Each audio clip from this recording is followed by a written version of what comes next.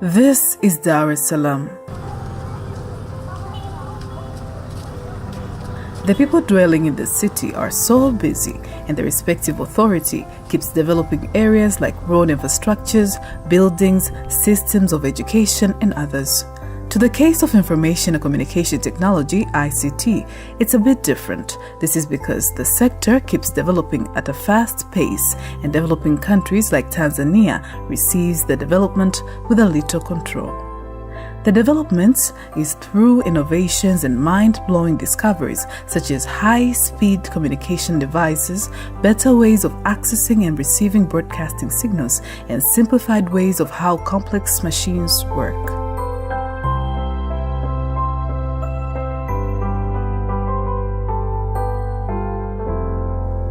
The development of ICT has also strengthened globalization in connection to education, because currently students use the development of ICT in accessing educational materials more than ever.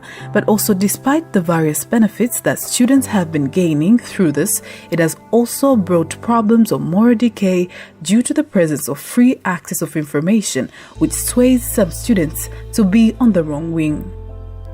In this week's Human Rights Awareness Inter-School Debate, the topic will be on the area of students and the access of digital world. The topic also targeted to analyze the rights to information on accessing the digital world, especially to the young people. It is time for Kigamboni district, whereby the hosting school for this debate was Fray Louis Amigo Secondary School, hosting Aboud Jumbe Secondary School, Kisota Secondary School, and Tungi Secondary School. Students seem to be very happy for the Human Rights Inter-School Debate. Meanwhile, the debaters ready to challenge each other in this argumentative debate. The topic of the day is students and the access of the digital world, whereby two questions were asked. How can students better use digital technology in enhancing education, and how can students protect themselves from moral decay aroused by the social media?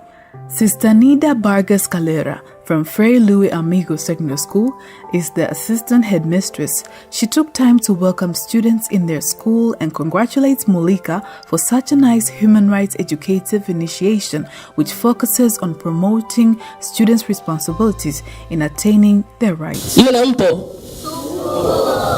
Mimi nilipokuwa nzeno nilikuwa nachakarika. YUNA yupo nasema kapo. Watanisikia. The judges of this debate are Hussein Melele, the Chief Executive Officer from Mulika Tanzania, Innocent Mkota, the Program Lead from Mulika Tanzania, and the Chief Judge Iman Hatibu from Policy Forum, who is the Program Assistant for Advocacy and Engagement. This debate topic aims at enlightening students on their rights and responsibilities in accessing information, just as how the Constitution of the United Republic of Tanzania of 1977 states in Article 18 that every person has the right to seek, obtain, and disseminate information. And here, the Chief Judge Iman Hatibu gives some highlight on the topic of the day. Lakini sio tutumie mitandao ya kijamii kwenda Twitter na Instagram tu. Kuna vitu vingi ambavyo tunaweza tukafanya na mitandao hii. Kuna vitu vingi ambavyo unaweza ukafanya na Google. Kuna vitu vingi ambavyo unaweza ukapakua apps kama Soma app, Elimika Weekend, kuna hizi apps, mnazijua hizi apps zote hizi. Hizi apps ni kwa ajili yetu sisi, kupata hizi taarifa. Sasa je, mnazijua? Sawa, tunazitumia? Later, the debate began, and the first speaker was Aboud Jumbe, followed by other speakers. Ikiwemo mitandao ya kijamii ni miongoni mwa vitu ambavyo vinasababisha mmonyoko wa maadili kwa wanafunzi. Hivyo basi tuangalie namna gani ambavyo mwanafunzi anaweza kujikinga dhidi ya mmonyoko wa maadili huu. Namna ya kwanza kabisa ni mwanafunzi kutambua na kutekeleza wajibu wake. Mimi kama mwanafunzi ninapotambua wajibu wangu kwamba napaswa kusoma na wala si vitu vingine, moja kwa moja ni lazima nitautekeleza wajibu wangu. Na ninapotekeleza wajibu wangu, sina shida tena na habari zingine za ambazo ni picha chafu au na vitu vingine ambavyo havinifai katika masomo yangu. Kwa hiyo tukisema namna ambavyo wanafunzi wanautumia ulimwengu wa kidijitali, wanaweza kuutumia vizuri ama vibaya.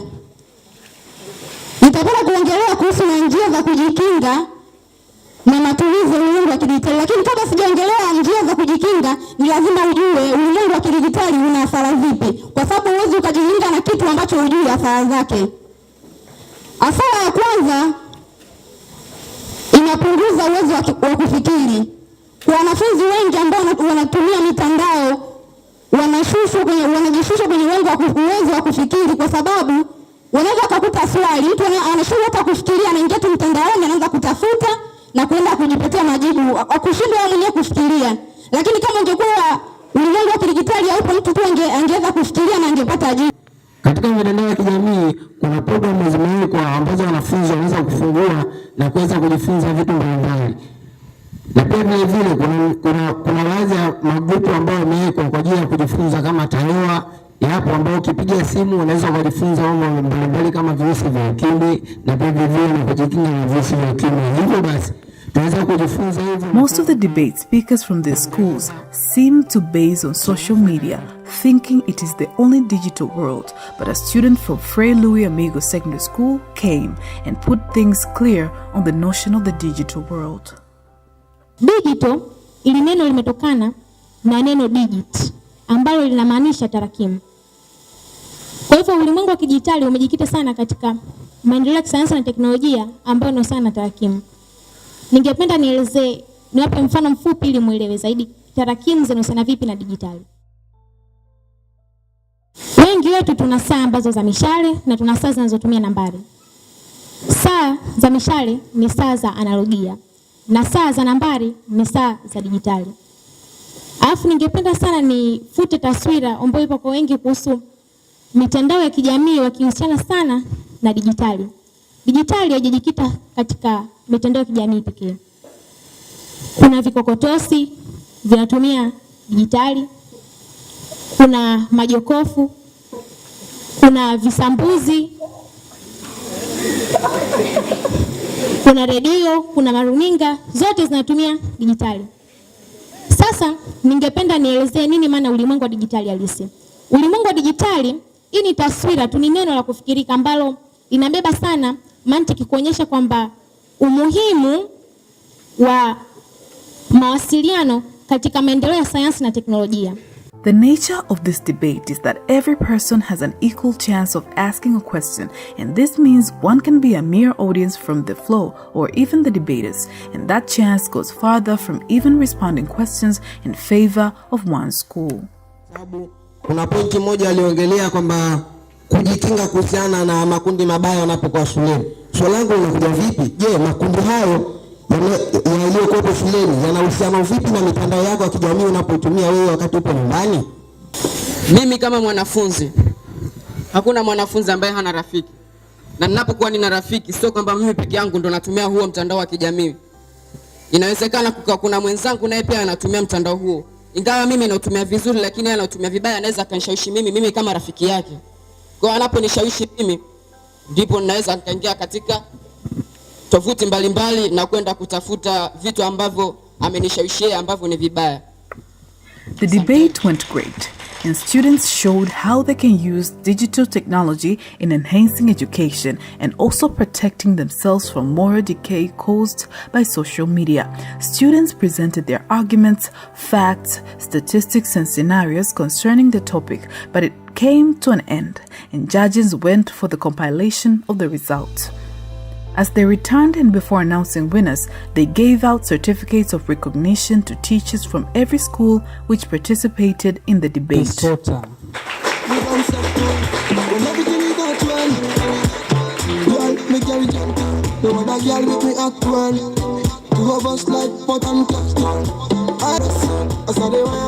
Before the announcement of the winners, meaning the best speakers and the district winner for the Human Rights Awareness Inter-School Debate for Kigamboni District, the Chief Judge Imani Hatib had to summarize the observation and the judgment of the debate by addressing the fact that students need to understand what the topic wants them to argue for or against. Napenda kusema kwamba mkiingia kwenye mambo kama haya like debates and all that, yani kitu chochote katika jamii, unatakiwa uelewe kwanza what you're getting yourself into. Sawa? You have to understand hii topic ambayo imechaguliwa ina aim at nini? Si ndio? Most of us tumekaa tukafikiria kwamba ulimwengu wa digitali, digital technology ni social media, social networks. Hapana, sio hivyo. Sawa. When you have a mobile phone, hata kama ni Nokia tochi, upo kwenye ulimwengu wa kidijitali. Ukiwa na TV nyumbani, upo katika ulimwengu wa kidijitali. Zile ni digits. Mtu alikaa huko, scientist akakaa calculate akasema hii TV itafanya kazi hivi kwa kutumia watt hizi. Si ndio? Tukizima umeme kabisa, kukaa hakuna umeme, hakuna network, hakuna, ndio tunasema tumerudi kwenye nini? Kwenye analog. Tunabidi tuelewe hilo kwanza. Alafu ukiwa kwenye events kama hizi, kuna mambo mengi ambayo atakayo kuongezea Max. Napenda kuongea sana, lakini tu ni kuwajulisha, maana sisi na sisi tulipita huko ambapo tunapita nyinyi leo. Sawa. Kuna vitu ambavyo vinaongezea nyinyi Max. Kuna research. Kuna watu ambao wamefanya research nzuri mpaka unashangaa mtu anakuambia at a tender age anakuambia Eleanor Roosevelt. Watu ambao tunanukuu tukifika chuo kikuu kwa mtu anapajua sasa hivi yupo sekondari anamjua. After a word from the chief judge, it was time to know the winners, starting with the best speakers. Ndiye aliyestahili kushinda. Na nobody goes home a loser. Sawa? Haya. So best female delegate wa siku ya leo ni Gift Kasim Nikidadi. Karibu.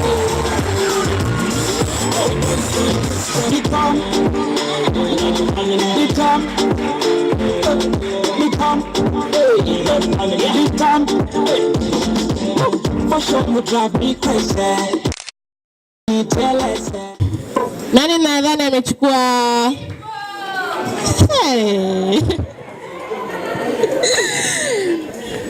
Okay, sawa. Basi nisipoteze muda. Jamani, nenda kumtambulisha best male delegate ambaye ni Filipo Daudi.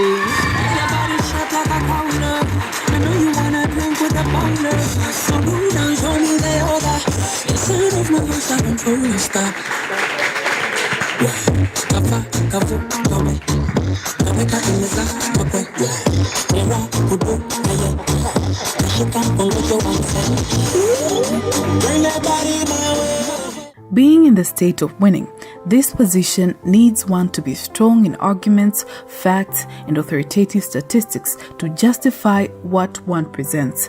Other things are like the better use of language without code mixing or code switching. This is because the medium of communication for the debate was Swahili.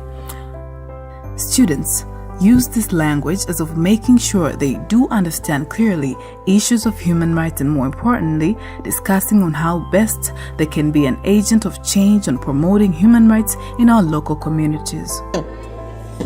Mshindi wetu wa leo katika Ongea Project, debate yetu ya digitali, ulimwengu wa digitali na jinsi itakavyosaidia wanafunzi ni Fray Louis Secondary. Hongereni sana Fray Louis.